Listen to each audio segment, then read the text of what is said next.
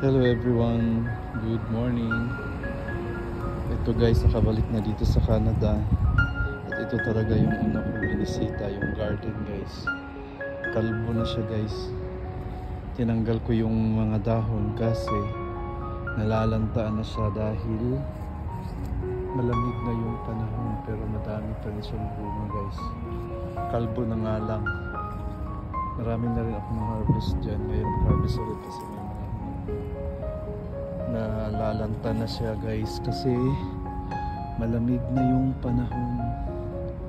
Ayan, ito din kailangan kong magdilig. Ito mga palaya, marami siyang bunga guys. Ayun, kahit saan na lang nagpunta. Itong pipino, kaya marami sila guys, nalalanta na dahil sa lamig ng panahon. Ang capsicum may bunga na pero hindi na to aabot kasi malamig na yung panahon. Ito yung tingnan yung mga talong doon, nalalanta na dahil malamig na rin talaga, sobrang lamig na guys. Ayan yung cherry tomatoes, ayan yung bunga. Yung upo guys na harvest ko, isang bunga lang pero matanda na yung bunga. Dito yun siya pinutol ko kaso hindi na siya pwedeng kainin kasi matigas na.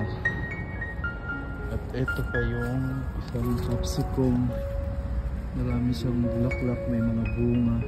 Ayan, ito okay.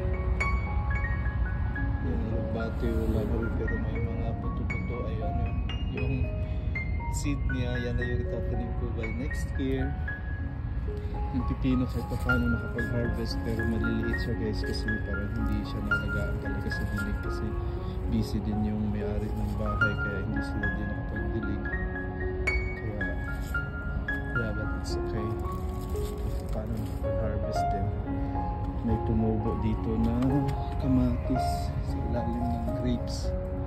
Wala yung grapes guys, hindi talaga siya nakabunga. Naabutan na lang ng taglamig, wala talaga siyang bunga. Kulang din sa fertilizer pero tingnan niyo yung kamatis ilalim niya, tataba. Pero wala na, hindi na yan aabot. Kaya yan lang for now guys. Maraming salamat for watching, for subscribing my YouTube channel. And ito pala yung compost ko guys.